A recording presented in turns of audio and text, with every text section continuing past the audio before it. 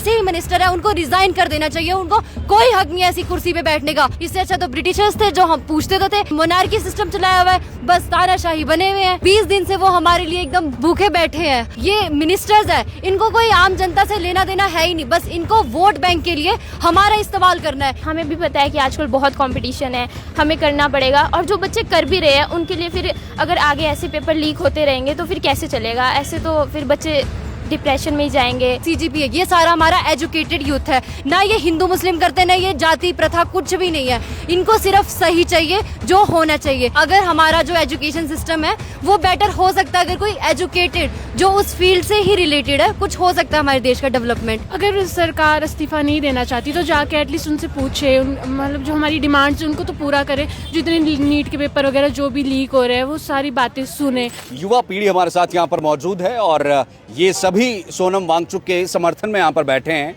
क्या उनकी सोच है इस पूरे अनशन को लेकर, भूख हड़ताल को लेकर, या क्या क्या क्या कुछ उनका कहना, आइए उनसे जानते हैं। जी, आपका नाम? नमस्कार, मेरा नाम श्रेया शर्मा है और मैं इस अनशन पे जो हमारे सोनम वांगचुक जी जो हमारे लिए इतना अनशन कर रहे हैं, हम उनका दिल से बहुत ज़्यादा सपोर्ट करते हैं। और वो हम जैसे यूथ के लिए इतना कुछ कर रहे हैं। 20 दिन से वो हमारे लिए एकदम भूखे बैठे हैं हमारे लिए, और हमारा ये कर्तव्य है कि हाँ हम उनका साथ दें। वो हमारे एजुकेशन के लिए इतना अच्छा कदम उन्होंने उठाया है कि वो हमारी सरकार से टकरा रहे हैं, जबकि सरकार हमारी कर क्या रही है, उनकी तरफ देख तक नहीं रही है। हमारे प्रधानमंत्री जी, उन्होंने एक बार भी प्रेस कॉन्फ्रेंस में नहीं बोला कि जो हमारे ये अनशन इतना चल रहा है तो उनकी क्या डिमांड है, उनके बारे में कोई कुछ नहीं सुन रहा है। उनकी सिर्फ एक वो है कि आप एजुकेशन जो हमारे मिनिस्टर है वो कृपया रिजाइन दे दें। वो रिजाइन अगर उनका हो जाता है तो हमें लगता है ये कि अगर हमारा जो एजुकेशन सिस्टम है वो बेटर हो सकता है, अगर कोई एजुकेटेड जो उस फील्ड से ही रिलेटेड है, कुछ हो सकता है हमारे देश का डेवलपमेंट। क्या लगता है आपको, अगर हम अपने देश के एजुकेशन सिस्टम की बात करें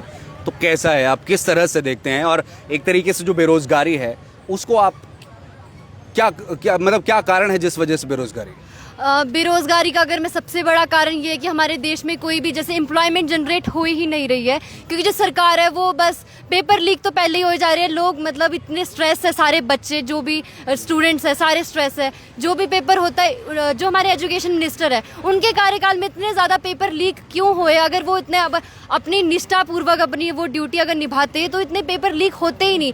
जो उनके लीक पेपर होने की वजह से जो भी बच्चे थे उन्होंने सुसाइड कर ली। उनके जो पेरेंट्स है वो क्या करते हैं कि लोन ले लेके अपने बच्चों को कोचिंग्स भेजते हैं, पढ़ाते कि नहीं, उनका एक वो है ड्रीम कि नहीं हमारे बच्चे बहुत सक्सेस हो जाएंगे और वो बस एक अच्छी पोस्ट पे लगे। जब उन्हें पता लगता है कि वो पेपर लीक हो गया है तो उस बात को सिर्फ एक मिडिल क्लास ही जान सकता है, क्योंकि जो ये मिनिस्टर्स है इनको कोई आम जनता से लेना देना है ही नहीं, बस इनको वोट बैंक के लिए हमारा इस्तेमाल करना है। जैसे इनके वोट होते हैं तो ये हर एक व्यक्ति के पास जा जाके पूछते हैं, पर अब ये जो इतनी बड़ी समस्या चल रही है हमारे देश में, तब कहाँ है वो सारे मंत्री जब वो वोट के टाइम यहाँ पे आते हैं? तो हमारा यही बोलना है कि अगर वो ऐसे ही मिनिस्टर है उनको रिजाइन कर देना चाहिए, उनको कोई हक नहीं है ऐसी कुर्सी पे बैठने का, अगर वो अपनी ड्यूटी ही निष्ठापूर्वक नहीं कर सकते। वांगचुक जी की अगर हम बात करें तो आज 20वां दिन है इनको, और हालत की अगर हम बात करें तो कई तरह के क्लेम हो रहे हैं कि 2 दिन 4 दिन बाद कुछ भी हो सकता है, तो उसे आप किस तरीके से? तो देखिए वो सरकार जो है उनको देखना चाहिए, जब उनको ठीक है उन्होंने कुछ नहीं करना, उनके कार्यकाल में इतने पेपर लीक हो रहे हैं, तो एटलीस्ट जैसे ब्रिटिशर्स जो हमारे उस टाइम आंदोलन होते थे तो जो ब्रिटिशर्स होते थे वो पूछते थे जा जाके शाम को, तो एटलीस्ट वो पूछते थे कि हाँ जी आपकी क्या डिमांड है, आपको क्या है। ये कह रहे हैं कि ब्रिटिशर से भी खतरनाक है। यस, वो बहुत ज्यादा ही, इससे अच्छा तो ब्रिटिशर्स थे जो हम पूछते तो थे। एट वहाँ पे वो इतने वो हो रखे हैं, भूखे बैठे हैं हमारे अनशन के लिए, हमारे लिए।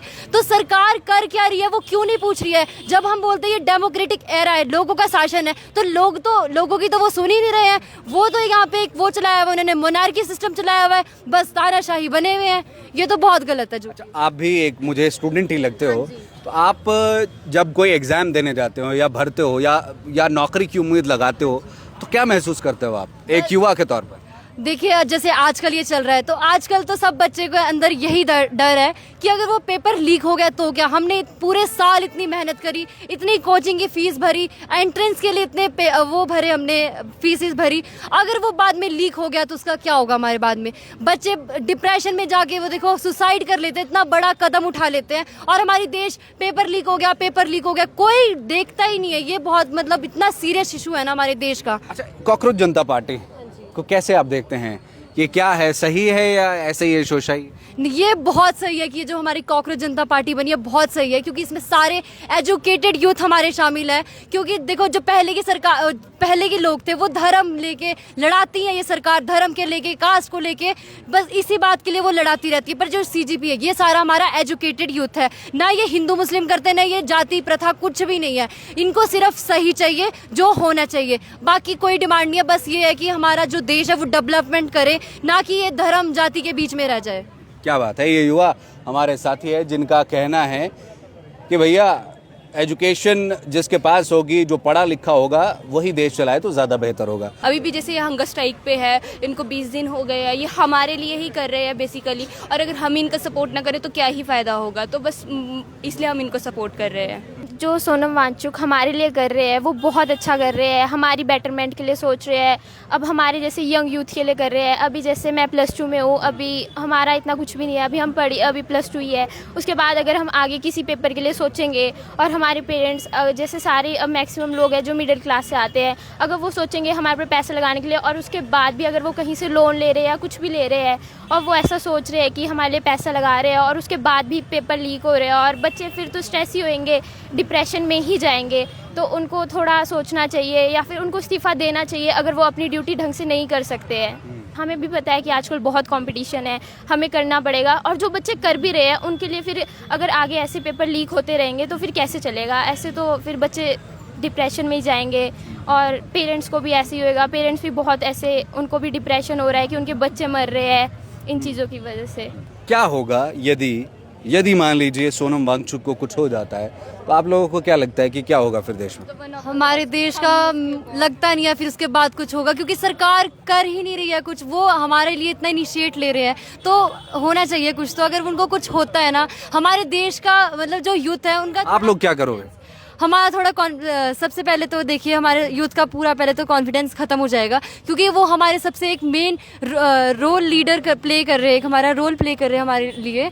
तो हम तो बड़े ही डिप्रेस्ड हो जाएंगे कि सरकार कर क्या रही है। जब बोलते हैं डेमोक्रेसी है, लोगों का शासन है, तो क्यों नहीं वो ऐसे कर रहे हैं। तो हम तो बहुत ज़्यादा उसमें हो जाएंगे कि डिप्रेशन में आ जाएंगे, एक तरह से यहाँ पर कहना है। तो ना सिर्फ युवा, और भी यहाँ पर कुछ महिलाएं भी अगर आप यहाँ पर देखेंगे तो वो भी इस समय पर यहाँ पहुँची हुई हैं, और सिर्फ बच्चे ही नहीं, उनके पेरेंट्स भी इस चीज़ को लेकर के चिंता में हैं कि आखिरकार एजुकेशन सिस्टम, सबसे बड़ा जो अभी की पॉइंट निकल कर के आ रहा है वो ये कि धर्मेंद्र प्रधान का जो है वो इस्तीफा हो, और ये एक तरह से शुरुआत होगी। और सोनम वांगचुक कह रहे हैं कि वो एक जवाबदेही की शुरुआत हो जाएगी। अदरवाइज अभी तक देश में जो है वो जवाबदेही तय नहीं है कि आखिरकार ये हुआ तो क्यों हुआ, उसका जवाब नहीं है। तो अगर यहाँ पर इस्तीफा होता है तो वो एक जवाबदेही के तौर पर माना जाएगा, और फिर उसके बाद जो है वो आगे की कड़ियाँ जुड़ती जाएगी।